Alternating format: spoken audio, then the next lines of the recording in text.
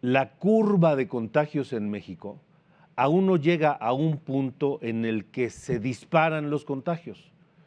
Me avisan cuando esté el doctor Macías. Ya está el doctor Macías. Le agradezco, doctor Macías, y comparto con usted esta cosa que no entiendo que dice el doctor López-Gatell. Tal vez usted me lo pueda explicar. ¿Por qué esperar a que los contagios se disparen para entonces empezar a tomar medidas drásticas para evitar la propagación del virus? Doctor Macías, ¿cómo está? Gracias otra vez. Buen día. Ninguna implicación económica está sobre las vidas que se puedan salvar o Ujú. las enfermedades que se puedan evitar, ya dadas las circunstancias que vemos de este virus en todo el mundo. La verdad es que en México, puesto que la definición que usábamos buscaba exclusivamente los pacientes que venían importados o los contactos de esos pacientes, no sabemos bien a bien cuánta gente ya se había infectado en el país. Esos 5 que estaban determinados no necesariamente son todos los que existen. Por eso la propia Organización Mundial de la Salud puso a México en categoría 2. Ahora, ¿cuál es la implicación? Yo creo que aquí, independientemente de lo que pensemos, lo que priva ya es el decreto que firma ayer mismo el presidente de la República. Ujú. Hay un acuerdo de la Secretaría de Salud muy bien fundamentado en todas las leyes, que yo no soy experto en eso, pero la Secretaría de Salud ya establece allí en ese acuerdo cuáles son las limitaciones de las actividades sociales, de las actividades educativas, lo que se tiene que hacer ya en los trabajos, las personas de alto riesgo que pueden ausentarse de sus trabajos. Todo eso lo establece un acuerdo, pero lo firma el presidente de la República ya en un decreto a partir de ayer. Entonces, ya independientemente de todo, si nos gusta o si no nos gusta, si estamos de acuerdo o no estamos de acuerdo, eso ya no tiene ninguna importancia.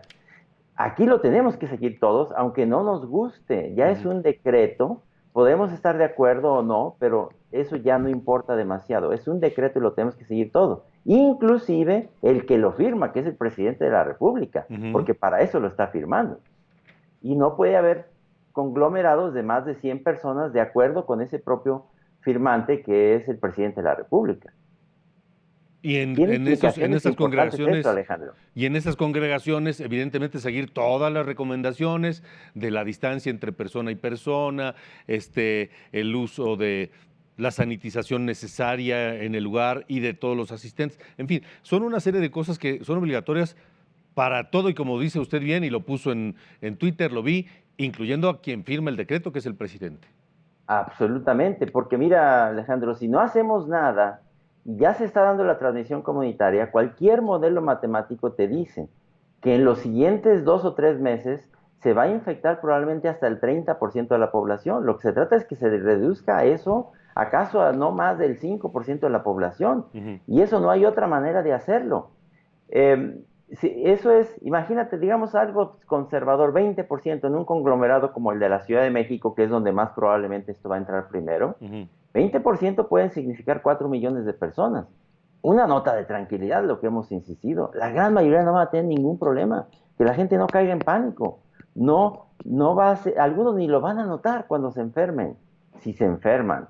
Y los que se enfermen, la gran mayoría, insisto, no van a tener un problema, pero 5% pueden tener necesidad de una terapia médica. 5% de 4 millones son excesivos, es un número excesivo que definitivamente no podemos tratar, no hay sistema de salud que dé para eso. Para 5%, por ejemplo, de 4 millones, Ujú. pues eso significaría 200,000 personas. Ujú. No tenemos más de 1,000 camas de terapia intensiva en toda la Ciudad de México, por ejemplo.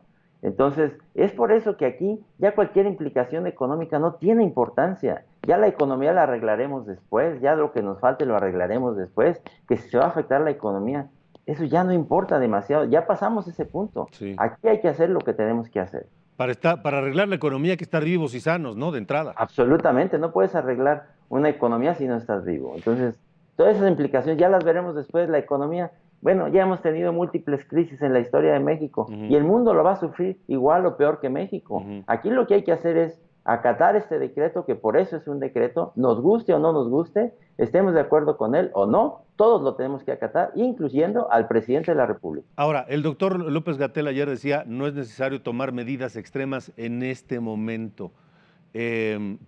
insisto, porque la curva de contagios aún no se dispara.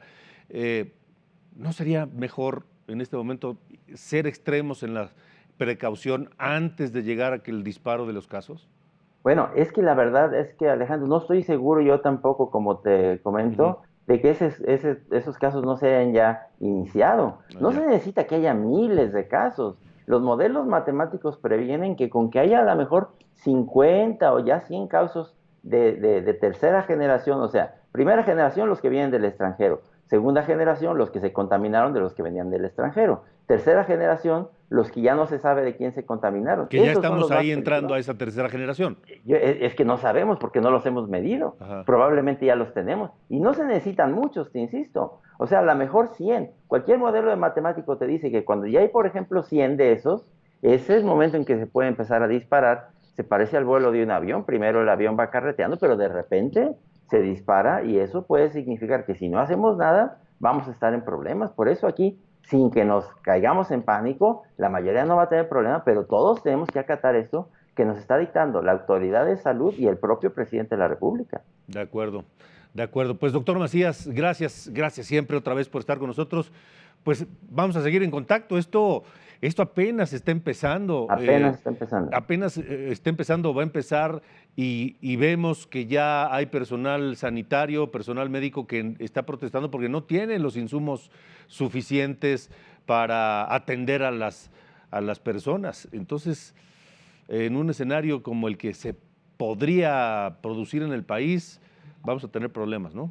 Por eso, no queremos que se llenen los hospitales. Yo creo Sí. que si estas medidas dan el efecto que se espera, nos vamos a felicitar. Y Ujú, si no, pues es que las tomamos un poco tarde. ujú. Pero en estos momentos lo importante es que los hospitales no se saturen y que Exactamente. esa curva de disparos, fíjate, o sea, podemos bajarla probablemente a menos del 10% del contagio de la población, a Ujú, menos del 5%. Esos son los modelos matemáticos y son muy buenos. ujú. Entonces, hay que acatar, por favor, lo que está diciendo el presidente de la República. De acuerdo. De acuerdo, doctor Alejandro Macías. Gracias siempre por estar con Gracias, nosotros. Alejandro. Un Buen placer día. estar con ustedes. Hasta Buen luego. día, buen día.